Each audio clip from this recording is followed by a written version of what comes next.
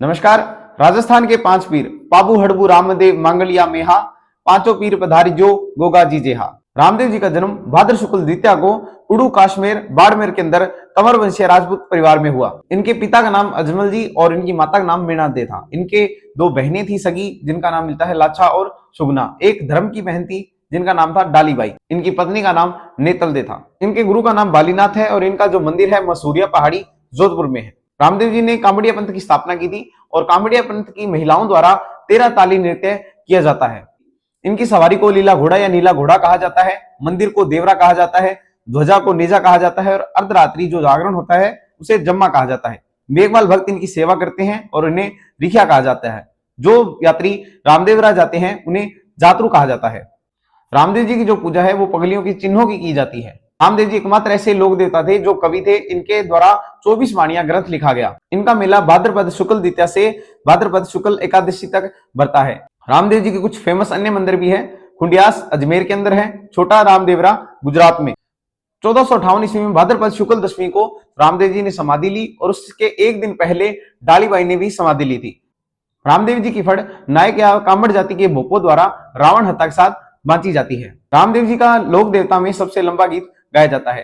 रामदेव जी को कुछ अन्य नामों से भी जाना जाता है जैसे रामसा पीर, रवणेचेरा धनी, कृष्ण का अवतार और सांप्रदायिक सद्भाव के देवता। दूसरे पंच पीर हैं पाबूजी राठौड़। पाबूजी का जन्म 1239 में चैत्र अमावस्या को कोल्लुमंड जो वर्तमान में फलोदी में है वहां हुआ था। इनके पिता का नाम धांधल जी राठौड़ और माता का नाम कमला दे है। राजस्थान के इतिहासकार मुन्नौत नैन्सी और आशिया मोड़ जी का कहना है कि इनकी माता अप्सरा थी और इनका जन्म अप्सरा की गोद से हुआ था। इनका विवाह अमरकोट के राजा सूरजमल सोडा की पुत्री सुपियार दे से हुआ। बाबूजी की घोड़ी का नाम केसर कालमी था जो कि उन्हें देवल चारनी ने भेंट की थी। देवल चारनी की इस घोड़ी को लेकर बाबूजी और उनके बहनोई जिंदराव खींची के बीच में मनमुटाव भी थे। बाबूजी का मुख्य मंदिर कोल्लुमंड फलोदी के अंदर है और वहां पर चैत्र अमावस्या को हर वर्ष मेला भरता है। मारवाड़ में सबसे पहले ऊंट लाने का श्रेय बाबूजी का जाता है और जो ऊंट पालक जाति है रेपारी या रायका, बाबूजी उनके मुख्य आराध्य देव है।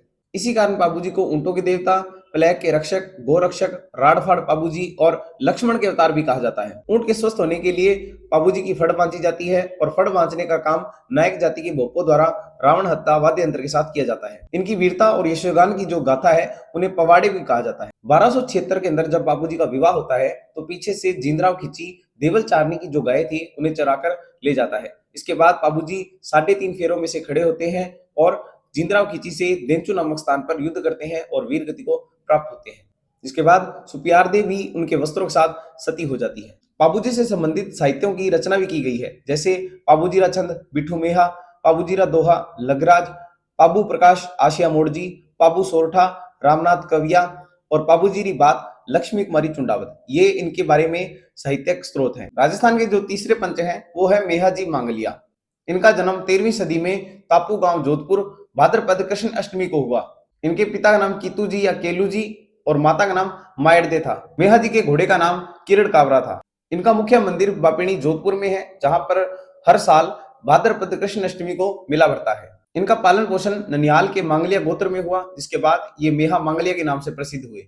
जब मेहा जी ने पुष्कर की यात्रा की थी तो पाना गुजरी नाम की स्त्री को धर्म की बहन बनाया था और इसी पाना गुजरी की गायों को जैसलमेर राव राणकदेव भाटी ने लूट लिया था। इसके बाद मेहा जी और राणकदेव भाटी के बीच में युद्ध होता है और बापिणी नामक स्थान पर मेहा जी वीरगति को प्राप्त होते हैं। कहा जाता है कि इनके जो पुजारी होते हैं वो वंश में वृद्धि नहीं करते हैं और वो किसी को गोद लेकर अपने वंश को आगे चलाते हैं। इनसे संबंधित साहित्यिक स्रोत भी है वीर मेहा प्रकाश जिसकी रचना जसदान बिठुत जी के द्वारा की गई। मेहा जी के कुछ उपनाम भी मिलते हैं जैसे मांगलियों के इष्ट देवता और उज्जवल क्षत्रि। तो ये थे राजस्थान के तीसरे पीर मेहा जी मांगलिया। राजस्थान के जो चौथे पीर हैं वो हैं हड़बूजी सांखला।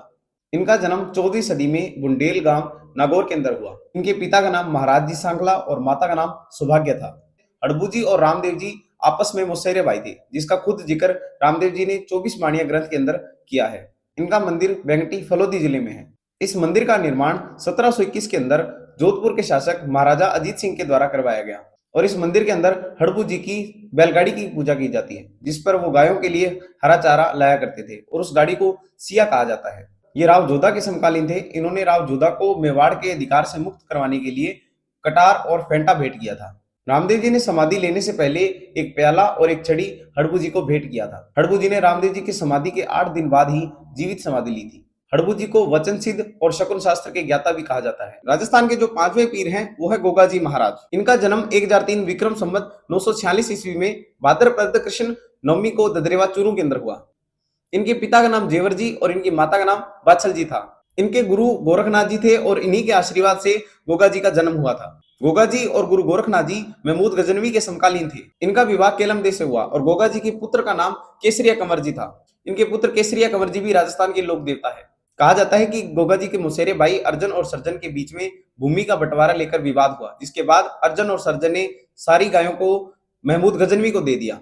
इस बात का जब गोगा जी को पता चलता है तो वो अपने 47 पुत्रों के साथ 60 भतीजों और 1100 सैनिकों के साथ सतलज नदी के पार जाते हैं और मोहम्मद गजनवी से युद्ध करते हैं और उन सभी गायों को गोगा जी छुड़ा कर लाते हैं। इस युद्ध में गोगा जी को लड़ते हुए देख महमूद गजनवी ने उन्हें जहार पीर की उपाधि दी। इसके बाद 1024 में दयालदास की ख्यात के अनुसार मोसेरे भाइयों और गोगा जी के बीच में युद्ध होता है और गोगा जी उस युद्ध में वीर गति को प्राप्त होते हैं। जिस स्थान पर गोगा जी का सिर गिरा था उस स्थान को शीर्षमेढ़ी कहा जाता है और ये ददरेवा चूरू के अंदर है, जहां पर प्रतिवर्ष भाद्रपद कृष्ण नवमी को मेला भरता है और जहां पर गोगा जी की धड़ गिरी थी वो जगह गोगामेडी के नाम से प्रसिद्ध हुई। गोगामेडी का निर्माण फिरोज शाह तुगलक ने करवाया और वर्तमान स्वरूप बीकानेर के शासक गंगा सिंह जी ने करवाया। गोगामेडी के अंदर हिंदू और चौयल मुसलमानों के द्वारा पूजा की जाती है।